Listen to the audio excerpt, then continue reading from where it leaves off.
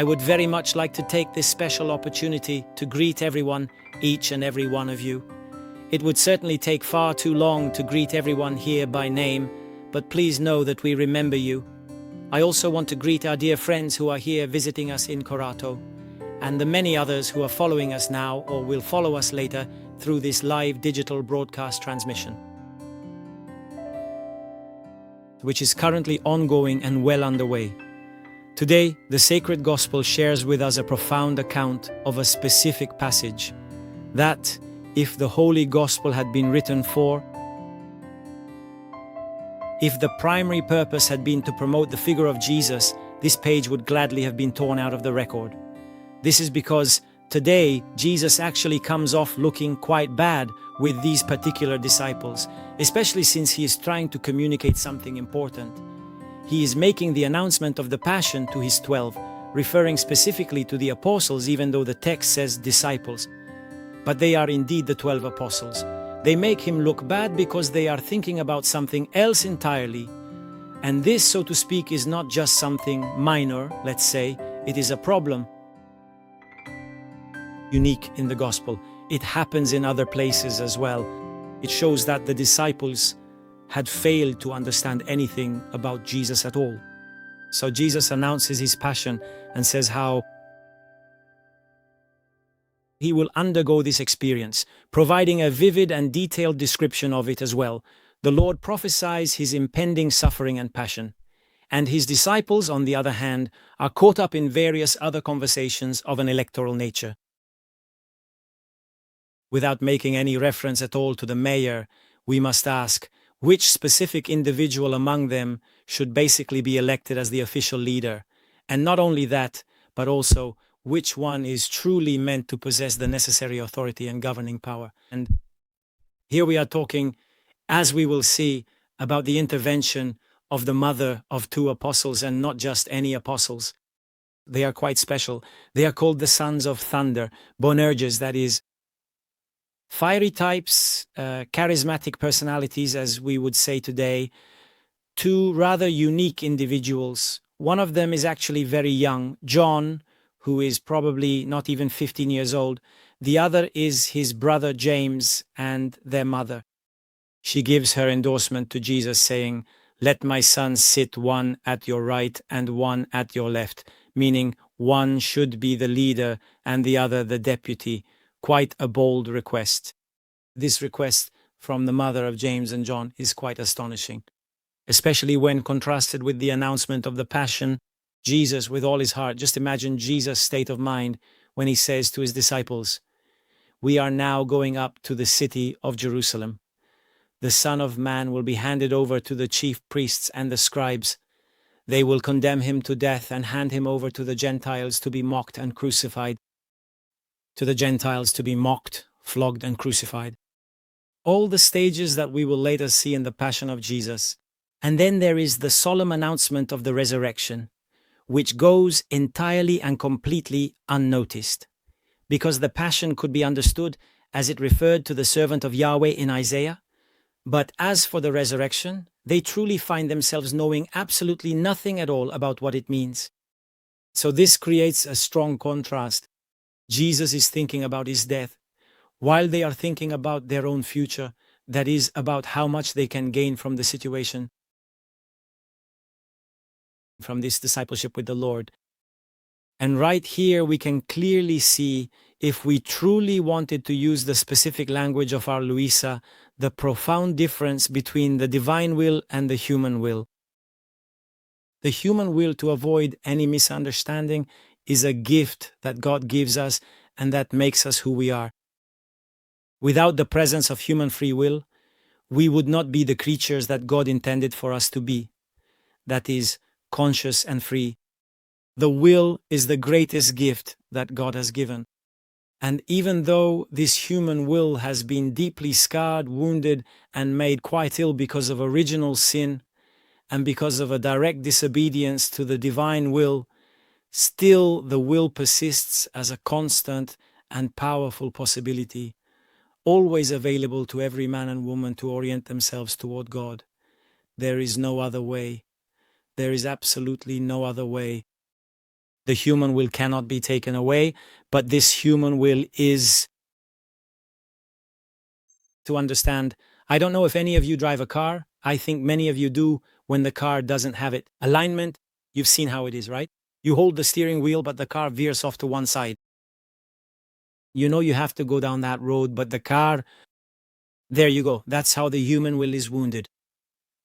And so these two disciples, together with the other 12, the other 10, want to follow Jesus, but they think in human terms. They think about their future, about their own interests.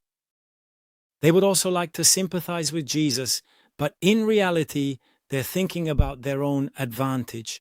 So here there is a divine will. That is to say that Jesus must suffer and rise again, die and then rise again. And then there is this persistent human will that says, but we want to rule, we like having power, and we truly like the future. Because behind all this, there is an entire vision, the messianic one, which we won't discuss right now, but it is a vision that leads to wars, that causes wars. Even today, messianism drops bombs on the innocent. Messianism, meaning the deep-seated belief that God must come to earth. This is also the primary root of the war that is happening right now in Israel, against Lebanon, against Hezbollah, and against almost everyone else. Because the Messiah must arrive, land is needed, because the Jews must live in their land where the Messiah is supposed to come. It is a very powerful ideology. Jesus fights against it, he uproots it, profoundly so, because he says there is no Messiah who is not a Messiah of service, meaning one who puts himself at the service of others. And here he says to the disciples that famous line, "But it shall not be so among you," which is still a great ideal even within the church, because he says, yes, the rulers of the nations govern them, but you must live differently. Another law, which is that of mutual service. Whoever wants to be the greatest must be the servant of all. This is why, from a certain point onward, the popes have always signed themselves this way. SS, servant of the servants, the Pope, who is both the greatest and the smallest. And remember that Pope Francis spoke of an inverted pyramid. Have you heard this term? It means that the one at the top is actually the one who is beneath everyone else. This vision is interesting, but it doesn't actually come to pass because our human will always tends, as I said, to undermine our perspective. Even when we speak of God, even when we act for God, there is always a human interest involved, always. I'm speaking about my own category so as not to talk about yours, right? For example, if a priest is celebrating Mass, right? And he celebrates Mass, what could be more sacred and more holy than the Mass? The eternal sacrifice of Christ that humbly passes through the hands of the priest, which, through the hands of the priest, it becomes a divine gift for everyone. And Jesus, the bread of angels, the Eucharist, there is nothing greater on earth, nothing more sacred, and nothing more precious. But imagine that the priest celebrates Mass, and while he is celebrating Mass, he says to himself, well, let's hope these people give me a generous offering at the end of the Mass. I celebrate the Mass, but let's hope they put at least 100 euros in the envelope, because I need to go buy those pants, I need to go buy those shoes, I have to buy myself that phone because mine is old, and it's only the iPhone 15, I want the 16, it's old. So 100 euros a day. Take a moment to just imagine, with this intention, how the human will inevitably clashes and struggles against something so holy as this. The will of God manifests itself directly upon the altar. So these two opposing wills are locked in a profound and eternal war.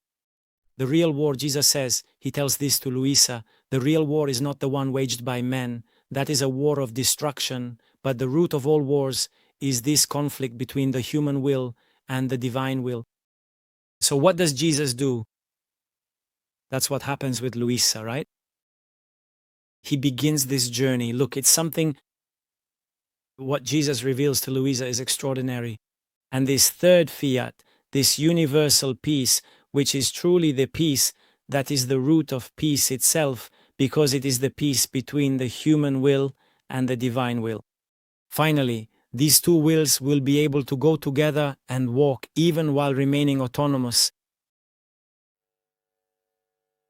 But they will be able to continue walking in the same direction without any further arguments. They will be able to want the same thing. The will of God, when sincerely desired by a human will, becomes the divine will, actively moving and operating within this human will. It is the human will faithfully accomplishing the works of God.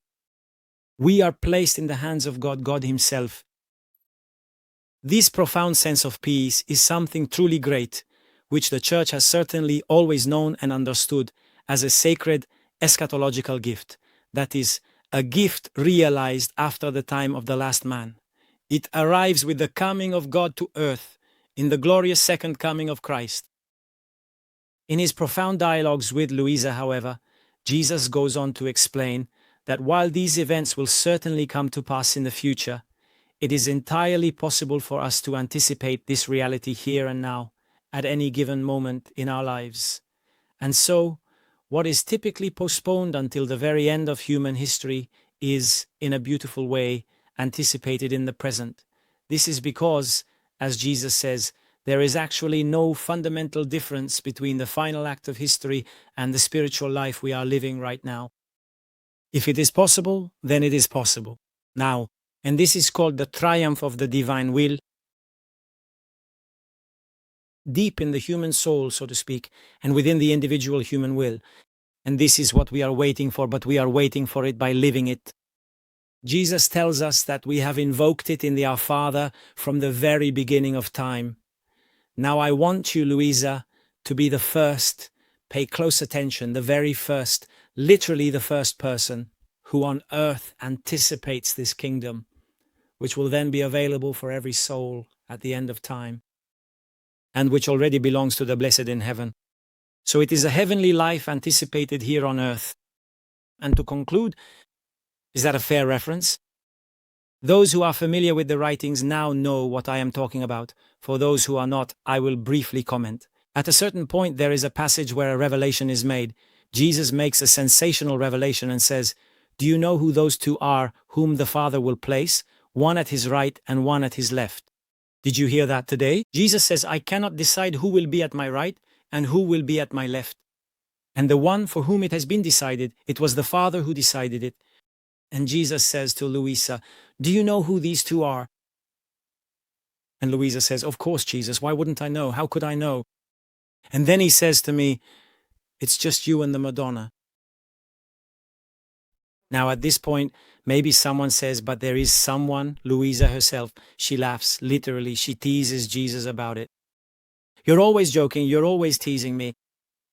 It's one of your crazy ideas. Luisa spoke to Jesus like this. "It's one of your crazy ideas." She says, "No, no, no, at most matter, it would be you. I'm not crazy, I'm perfectly clear-headed, because whoever lives in my divine will lives the same life as Mary, my mother, and therefore can only be beside her." And so Luisa is the very first, but she is truly only the first of a very long line. And it is quite possible that this line includes all of us, every one of us. So, what exactly must we do to be part of this group?